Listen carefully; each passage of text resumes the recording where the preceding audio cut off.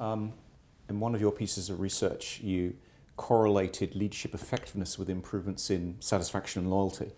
Within customer experience, one of the key KPIs is the notion of loyalty, net promoter score for some, customer satisfaction, for instance, for others.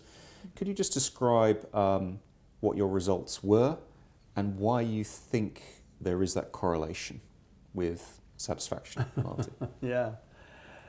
Well, my interest in this, I guess, began a number of years ago when a fellow named Tony Rucci, who was one of the executives in Sears in the United States, published a very thoughtful article in the Harvard Business Review about the employee service profit chain. Yes.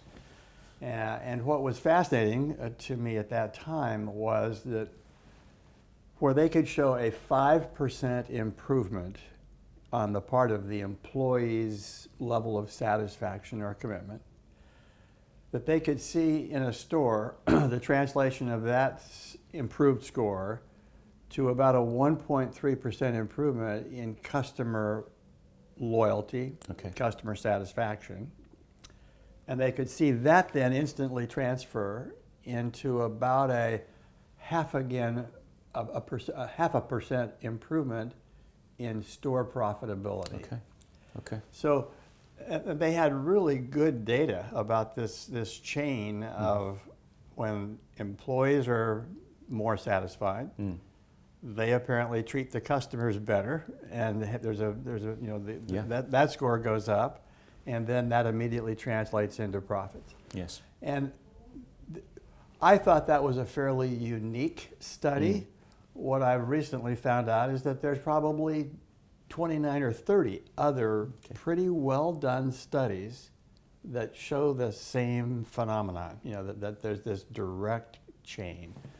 I was talking to the VP of Marriott Corporation, Marriott Hotels, and he said, we've got that same data as it pertains to hotel properties. You can look at the employee level of satisfaction, you can see the impact on customer satisfaction, they stay longer, they're happier, they tell their friends, and that transfers into profitability. What hadn't been as clearly talked about then is, okay, so what is it that drives that initial employee engagement? And what is this magical link between employee engagement and customer satisfaction and profitability? And I think that the chain is really pretty clear. That there are a number of things that influence employee engagement. The people you work with, the nature of the job that you do, your fringe benefit program, how much you're being paid. I mean, there's a lot of things that influence that.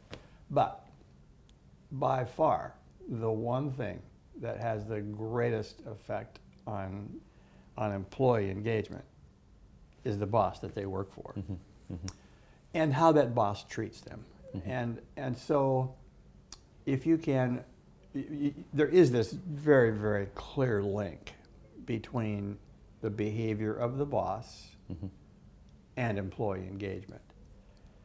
And that is the big aha, and that's the big aha that organizations have finally come to realize.